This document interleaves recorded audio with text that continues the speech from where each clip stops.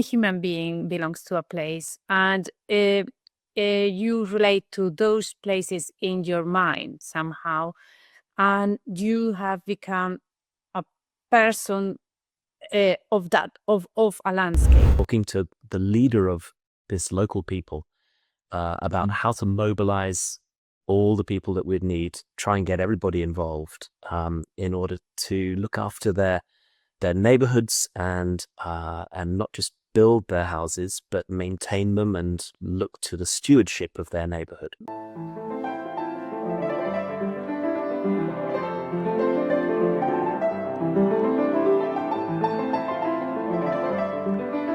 Welcome back to African. Development can mean many things. Personally, I was shaped by a larger vision of development, inspired by the economics Nobel Prize winner Amartya Sen, who believed that development was about expanding an individual's freedoms and capabilities. Developing capabilities is also about creating a spatial environment that supports the development process, subject to cost minimization. Historically, much of our emphasis at Faro Foundation has been on catalyzing economic development. But one area in which our vision and that of Sen could come together is affordable housing for Africa. Indeed, Faro Ventures Somaliland has just made the decision to invest in an aluminium precast set to explore new possibilities in affordable housing. So today, to give ourselves some context, I want to discuss how architecture can embody a vision of inclusive and multidimensional development, whilst combining a low-cost practical solution with a beautiful aesthetic. So to do so, I've invited a couple of architects, Julian Mowbray and Maria Alonso, who designed an interesting affordable housing project originally for the Ghana's Ga people who live around the coastline of West Africa. Julian Mowbray is a partner of Mowbray Architects, the office he co-founded with Maria. They've worked at a variety of architectural offices before founding their own. Julian's background is specialized in contemporary interventions within sensitive historical environments. This is a common theme of the majority of the work he's undertaken over a career of 20 years, including residential extensions to listed buildings, the rooftop extension at the Royal Academy in London, and the visitor centre for the scheduled ancient monument of Battle Abbey. He has a strong ability in pencil drawing and in communication through drawing. Maria's background is specialized in contemporary private housing. Her passion is architecture and landscape, and she understands architecture as a response to a particular landscape. In the Ghanaian Affordable Housing Project, Maria and Julian have brought together Julian's historical awareness and Maria's understanding of the interplay between architecture and nature to produce an architectural product that is both a response to and a reflection of the African context. So I will, set questions really that you can both respond to at will. So my first question is, could you tell us about the idea you had for your Ghanaian compound house? What materials did you have in mind, and why was it important to you that the house be adaptable? So who would like to take a stab at that? Well, hello, Francesca. Thank you so much for introducing us, which you did much better than we were able to, and we were sort of thinking what we were going to say about ourselves. This project was one of these things that just fell out of the blue, and we were asked by a friend of ours to help him with some worker housing for a factory near to Accra, sort of outside Accra. And so we started looking at what they were after, and the current project is something that we have, evolved from that original discussion. We were asked, could we have something that was demountable, because they may need to relocate the factory, and could it be affordable, and could it be something that sort of looked Ghanaian? And so we set about doing some research for it. And very quickly, the compound house is a very familiar form in Ghana, and we latched onto it. It seemed to serve as a very good model for worker housing. It's a courtyard house, and it's single story, so it's pretty simple construction traditionally, and it's very familiar. So it's a rural.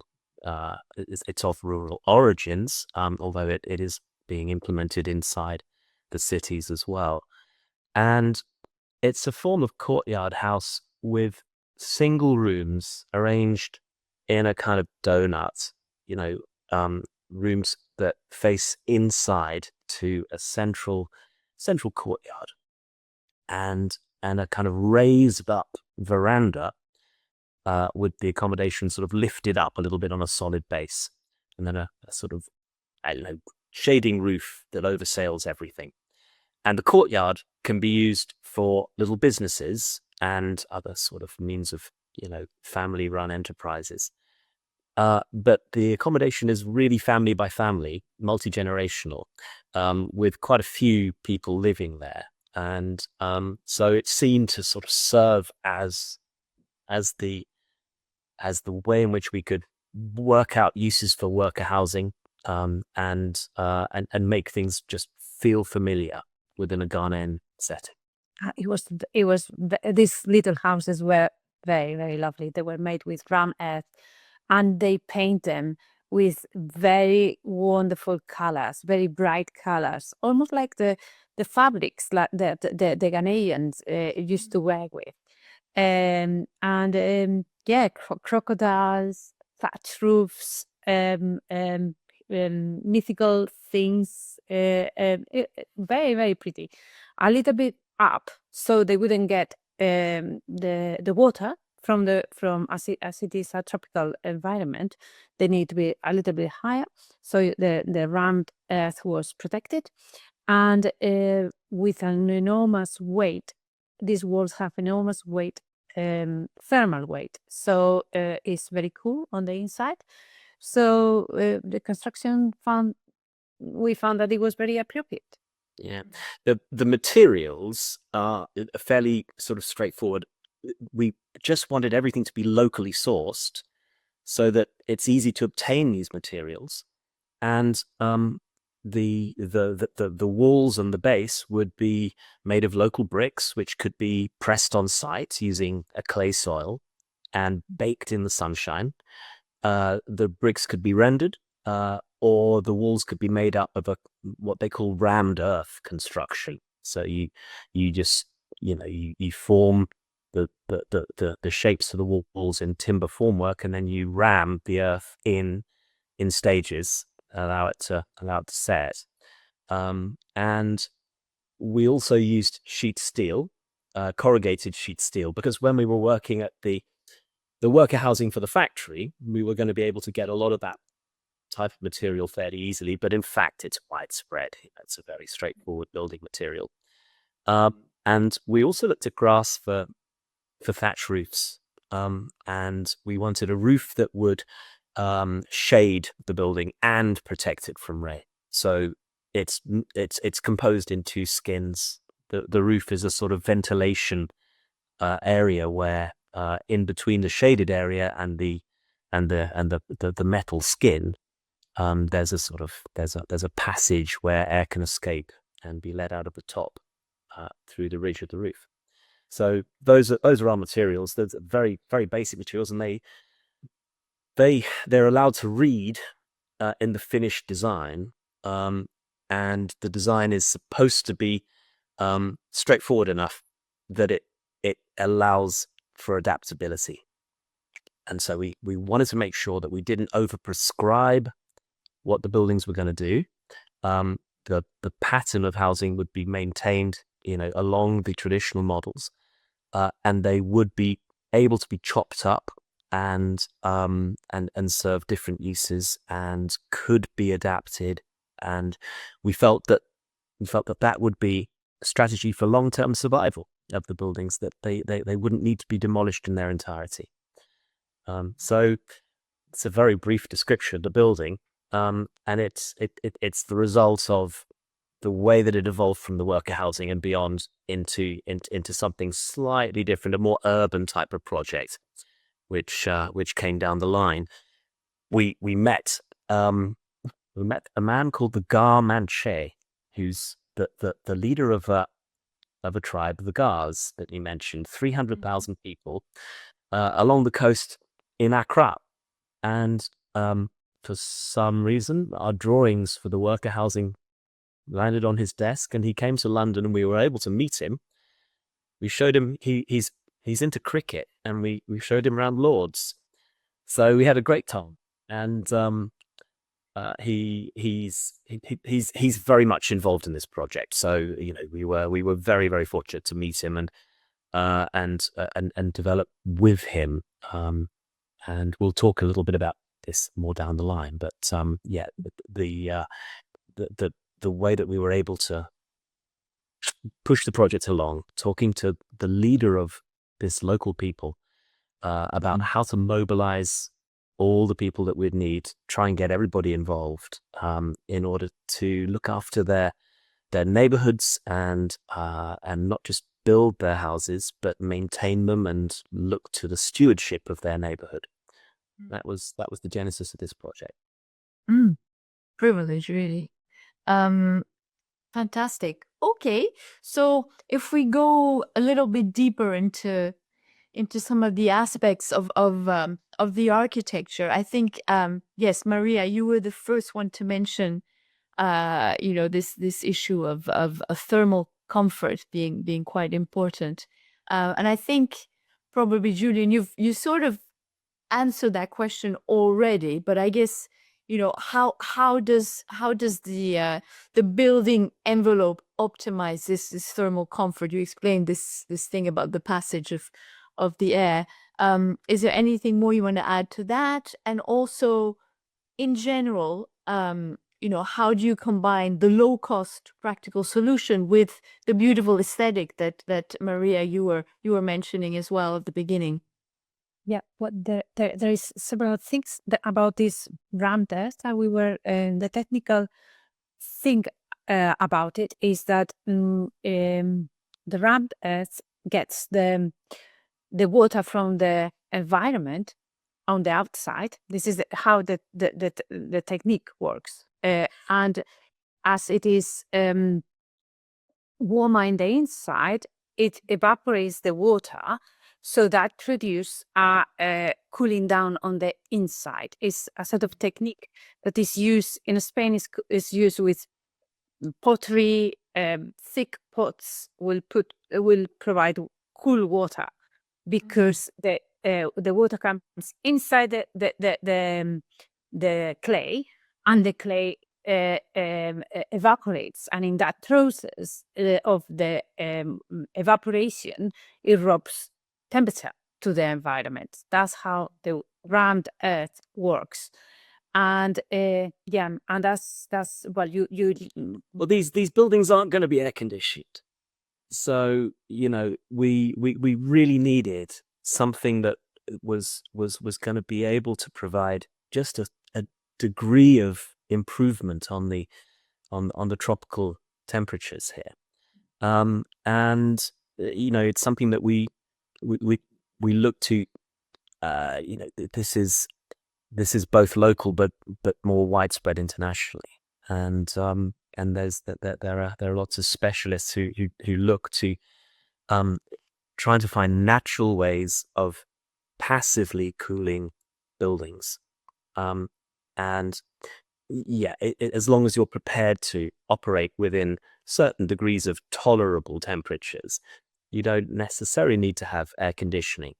And what we were obviously starting from were relatively low-cost buildings and low-energy buildings. So they didn't necessarily need to have air conditioning, and we were hoping to be able to operate without them.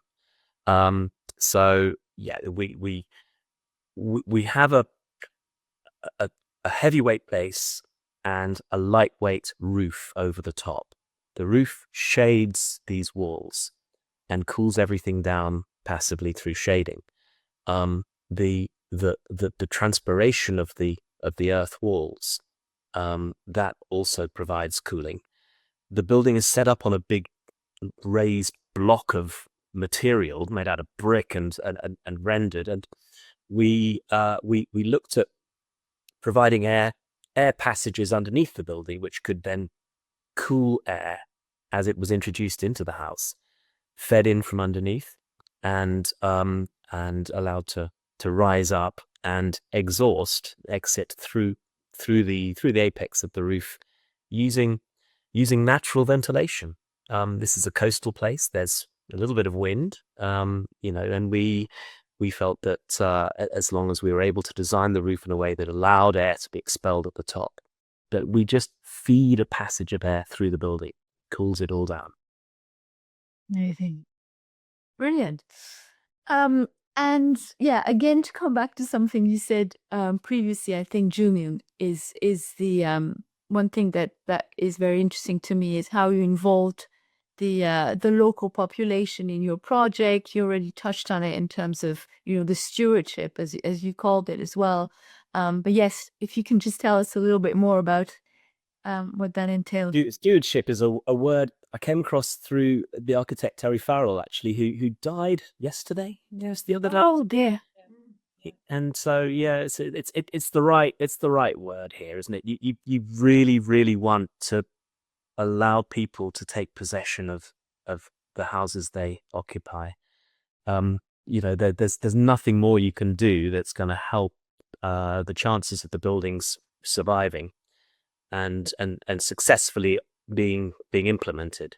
So yeah, we found a photograph of a building being constructed in the neighboring country, Burkina Faso. Now, Ghana is sort of central along the coastline of West Africa. If you head north, you get to Burkina Faso. There's a very distinguished architect, Francis Kéré, who I saw a lecture of his online. There was a beautiful photograph of the whole village being involved in the construction of, I think, even re-rendering of an existing building. But they're young and old. They're all putting their shoulder to the wheel, and they are hanging off this putt-log scaffolding while re-rendering the outside of the building. And we just felt, if that can be somehow taken advantage of in this project with the benefit of the Garman shape, local people who would be able to mobilize the right people to drive the project forward and to get involvement from the wider community. That was exactly what we were after. And we immediately started looking at a wide range of precedents for this. I studied in Newcastle, and there's a housing scheme there at Byker Wall. The architect was a guy called Ralph Erskine, and they knocked down a very wide sort of segment of the industrial city next to the River Tyne. There was shipbuilding there, and they had these desperate slum conditions, in the houses that were left behind. And this was a archetypal community project where they built a pilot scheme first, they tested it out, and then they began to incrementally put in place new housing. We looked to Patrick Geddes as well, a 19th century pioneer who was involved in Edinburgh Newtown, very much from a community point of view. And we were also both interested in Christopher Alexander, another architectural writer. And and this is one for economics people that we love is Ebenezer Howard, that wrote Garden Cities of Tomorrow, that come across with with involvement of the community, but also with the finance that we provide, that the land will become the ownership of the land will become part of the people through interest and economic systems. And Ebenezer Howard wrote his Garden Cities of Tomorrow in 1902, and he came across with the economics of that. And ideally, that will be fantastic, even if the people can own their own land. That will be even more appealing for them to work and build their own garden wall with ramped airs and go through the process that we wanted. But probably that's a bit tricky with laws nowadays. But anyhow, that was amazing. Through all of this in the project. And also when we came to illustrate the work, we tried to sort of show how the buildings might be put together. And we had some guys pressing the clay bricks, cutting them out, stacking them, baking them. We had a sort of another team assembling panels with the sheet metal, which were made into these sort of connectable cassettes, which form the internal walls and the roofs. And we had a line of girls sitting on the beach, threading the thatched roof into a modular assembly, which could then be offered up and set into position above the skin of the metal roof. So we wanted to give an impression of how the buildings could be made as part of the presentation for the building, which gave us at least a more tangible sense that they were, designed from a point of view of how they're put together and how they could be, local techniques could be fed into these things and modified accordingly. In terms of the land ownership, sorry to come back to this, but there is a point on this because at the moment there is in Ghana we encounter the problem of the ownership of the land of the Ga people. These Ga people, if they're immigrating into the cities, so in the moment that and they are colonizing slums in an anarchic manner. So if you manage to just draw an urbanistic plan of the settlements, and in this urban plan, each individual organizes, or as a community, they help each other to organize this rammed earth. They colonize the place, but in an order, with order and with a pattern. Then and underpinned legally, then the full process it just kicks off. Even if you don't have the sanitation, it will come, but you will have the roads, and you have programmed things in advance, and all the infrastructure. Even if you don't have the money available at the time, just with the pattern of the urbanistic plan sorted in position, there will be an order. And this is not a new thing. There was in Colombia, they were doing this around 30 years ago when there were huge slums coming into cities, growing and growing and growing and growing. Now it is a little bit more control. But they came across with this very simple solution. We give the land, an urbanistic plan, and the infrastructure comes later. And it can come. What is very difficult is to get the infrastructure when you have all these slums and all these houses one on top of the other, and so the very interesting. It just allocates the perimeter of these compound houses like a sort of a slot. So we thought it through in an urbanistic manner as well, and that's what it was. Wow, amazing vision. I love it.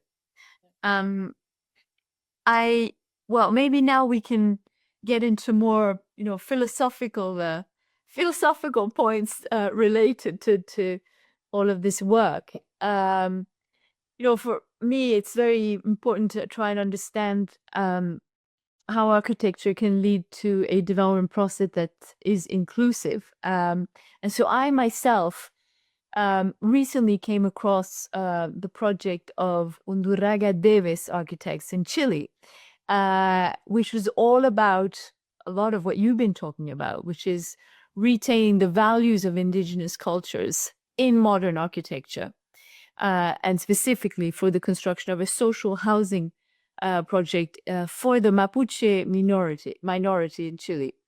And what these architects did was they did this compound of 25 social houses in the northern periphery of Santiago. And now, you have these Mapuche's traditional homes, which are called rucas. They are, usually traditionally temporary spaces that are made with light structures of tree trunks and branches. And so what Undurraga Davis did, they adapted them to an urban setting, which is very challenging. But they used these traditional ruca materials, including wood, and they made the light inside the houses fragmented as a result of the wood panel spacing that they used. And so the idea was that the lighting, was creating an atmosphere that was reminiscent of the rucas, and it sheltered the houses from the urban crazy rhythm of life. Very poetic, really. And so, that's what they did on the one hand. At the same time, they also brought the comforts of modern life and respected the Ministry of Urbanism's norms for social housing.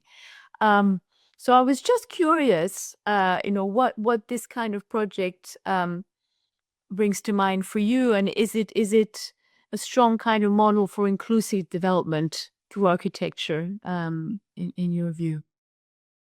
Wow, we find this project very, very interesting. As they pick this sense of belonging to their own culture, the pre-colonial, in this case, culture, and these ephemeral structures that they created. It really is according to the spirit that I was reading, because I wasn't aware about this project until a few weeks ago, and again, I found it absolutely delicious, super delicate in this way of putting the east entrance on the east side of the building, because they have to come in through that. And I was visualizing Chile with that east, south, north, enormous mountains, and so they come. Anyhow, I found it beautiful how they were thinking about all of this. Yeah, the buildings are characterized by these fabulous timber braces, these diagonal struts on the front side of the house, which prop everything up. And clearly, it's a very significant move that the architects have done. And the job of these braces is to hold up the dividing walls between the properties. And it was all put into a kind of really awkward looking roadside, slender, difficult sides. And so they'd been kind of opportunistic in that they'd managed to make use of a forgotten piece of land and implement the housing on it, and to have pulled it off, with enormous impressive skill.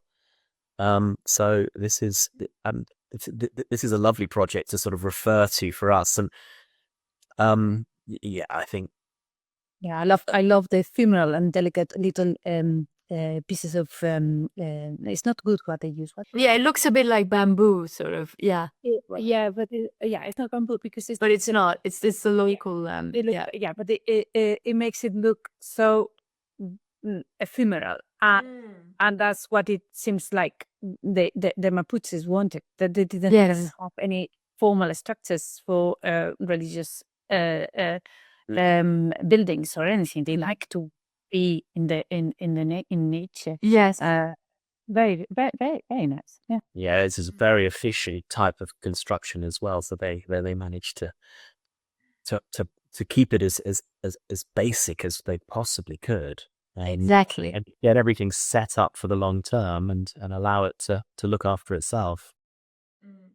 Yeah, in a way, it's what we wanted to achieve in our Ghanaian project for the Ga people. We want them to feel like they were belonging to where they were living, and in a sense, building a city, because we were doing a house scheme for a city, an enormous one. We wanted to make structures that will last for them somehow, that they would have the sense of, yes, this is not a skyscraper and all of these enormous blocks that have arrived in Accra are not really our culture. We although of course it's going to be their culture as well, but we know where we come from, and this is like our historical center somehow, and is where we come to have our sense of origin or where we come from. So yeah, that's why we wanted to come across. Yeah, thank you very much for highlighting that project. That was really interesting to look at it. Yeah, I thought you would like it because your project reminded me of it as well. So, okay, so I think we're going to have to wrap up soon. But let's just have a sort of final concluding question again, a bit on the more philosophical side. You know, I think you've made it very clear that you know, architecture has to say something and represent a vision. And you know, for me, where I come from in terms of the development world, you know, one of the most important aspects of the development process is that it is multidimensional. And so how, you know, can architecture represent the vision that goes with that complexity and that multidimensionality? It's a very broad and abstract question, but I'm very interested in what that sparks in you. Yeah, it's a difficult question though. It's hard to know quite how to tackle it. On one level, it's almost that you set up a project, and if you can get the background research and documentation into place and anchor it firmly, then you hopefully allow the project to evolve and adapt, and keep a sort of open mind as to accommodating things that you can't anticipate happening. Because you know, as you zero in on a particular site or a particular circumstance, you are going to need to make a few changes to things, and it's somehow I think it's the contingency that you don't know necessarily what's going to happen, how those accidents are kind of imbibed within the architecture and add to it rather than detract from it. We encountered quite a few problems in Accra as we began to look at sites. There were about half a dozen different ones that we looked at, all of them coastal, all of them within Accra, and we encountered some significant problems. There were very quickly that there was an issue of teenage pregnancy. The Gar Manche had organized something called the Gar Girls. This was something which he wanted to have addressed in the architecture, and it took the form of actually looking at upstairs accommodation. If the girls needed to be moved upstairs, there was a little bit more control and security involved there. We obviously had a thick perimeter wall and so on. So, and within a family context, you know, it was easy enough to make sure that the house was secure. We found pollution in the river systems, which was very serious. There are enormous quantities of plastic being thrown into the river and raw sewage, and the combination of those chokes the river bodies at the point of contact with the coast, which is exactly where these fishing communities are based. And the need to address that as part of the housing design was definitely something which we put a lot of time to sort of addressing it architecturally, and we drew up we drew up proposals which somehow tried to paint the picture to the clients that these are serious problems, but they could potentially be addressed. We did a coastal image where we'd shown something of the implementation of sewage treatment, the houses alongside, the construction of everything, the fishing boats pulled up on the beach, steps going down into the water with some civic sculpture, and all of that was really part of the body of work that would need to happen if we were going to successfully tackle sewage treatment. But actually, the overall image came out in a sort of strange way. It was kind of Venetian in spirit. And so we had all these sort of elongated gondola-like boats that the Ghazis. Yeah, but We really needed to push it along in that way. Giving civic structures as well in your little developments, giving this little civic structure that makes them feel that place is unique, and is a landmark on a place, and we thought that was very important as well. I mean, I'm not sure if this responds to the question, but in general matters, I would say that any human being belongs to a place, and you relate to those places in your mind somehow, and you have become a person of a landscape, and architecture absolutely makes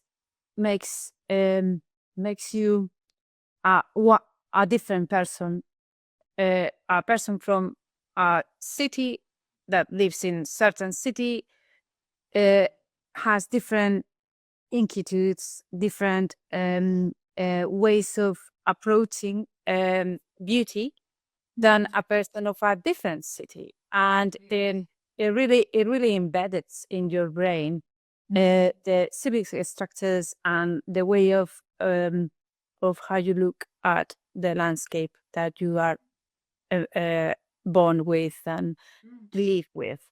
So yeah. And these are obviously, housing schemes which are fairly locally conceived. So we were looking to implement them as surgically as possible and keep as much of the familiar structures and street patterns and local landmarks in place as we could, and then try and make the best of improving conditions for them, and bringing everyone into this project. So that was. It's not actually not even very philosophical, the answer we're giving you. Much more kind of practically minded, but never mind. And no, it's a combination, actually. That's what's so powerful. I mean, the points that Maria just made about, that the individual's identity in space is very philosophical to me, but we've actually managed to bring everything together very nicely, I think, at the end, giving us so much food for thought here. I've really been inspired. Thank you so much to both of you. It's been amazing. Thanks for having us, Francesca. It's been great. Thank you so much. We love it.